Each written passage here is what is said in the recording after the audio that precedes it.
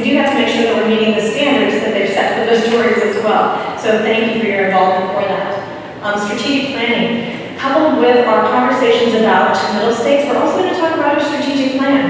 Not ditching what we have, and I'll talk more later about the strategic plan, but how do we imagine today and forward, knowing that that plan beautifully was developed at a time that was different than today. And so we'll have conversations that are coming here about strategic planning, which also is related to governance. So thank you to the faculty senate. If you're on the faculty senate, please stand up for a moment so I can help, and the colleagues around us. Thank you for your work.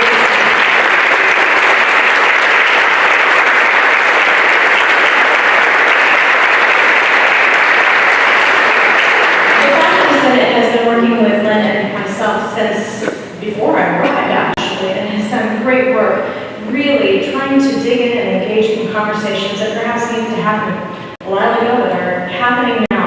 They worked diligently over the summer on various things that they didn't have to, but they did. And that makes us a better institution because of their work. Those of you who have been here for a while as staff or administrators may have noticed that we don't necessarily have a functioning governance structure for staff. We will be implementing a new staff senate.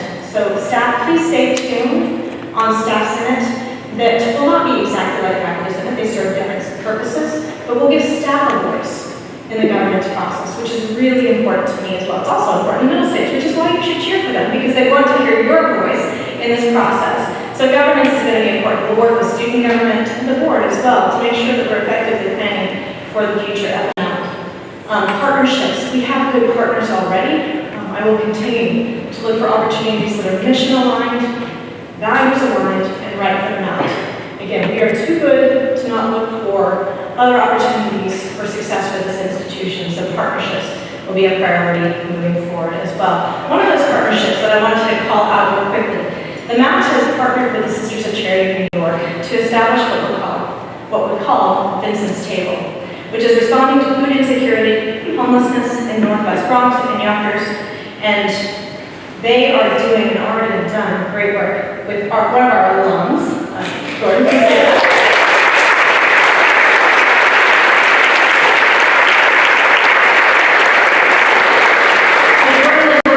With the community to find what needs exist and how can we help serve those needs. And he's done such great work so far. We're so excited about the work that's going to be done. Vincent's Table is over in Rosary Hall. Please, if you're interested, find him and say, hey, how can I help? Because we want to integrate our community into this important service at that work as well. I'm very excited about that.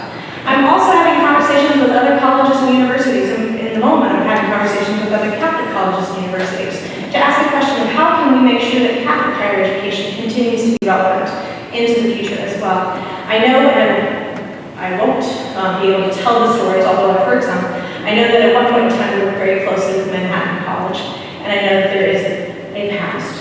I also know that that past has reasons to feel the feelings that are associated with it.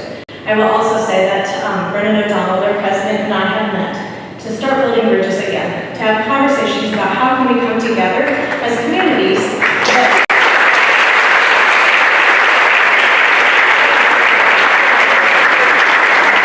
support our students and our alums who have such great feelings about their time at the Mount and Manhattan. And so we're looking at ways that we can bring alums together as well. So stay tuned on that as well. So lots of partnership, great opportunity exists. I mentioned this homecoming reunion and inauguration. Can't wait to see you there. It will be spectacular and tell the story. Again, this is actually my last bullet.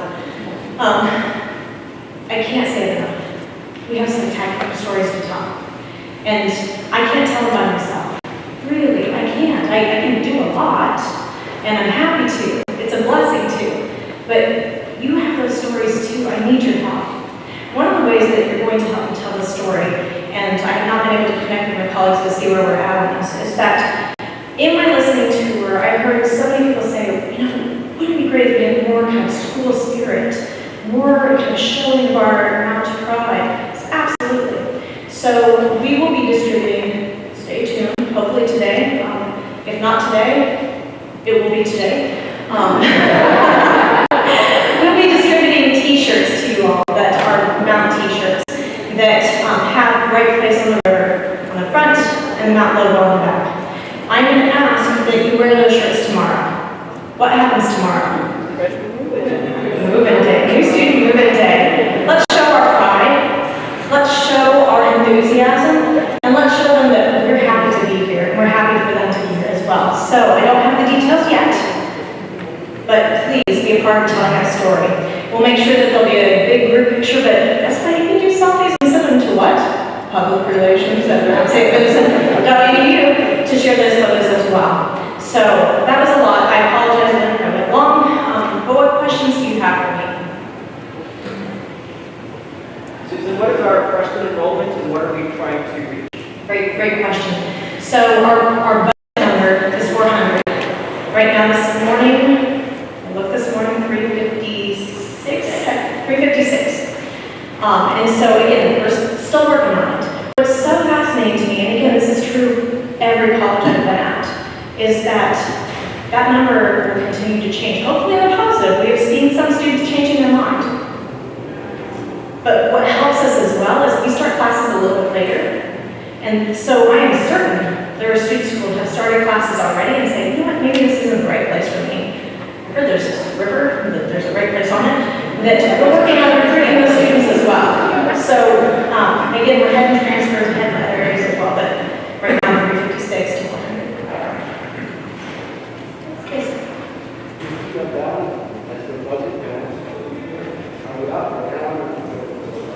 So we're operating again. Know that we're early in the fiscal year.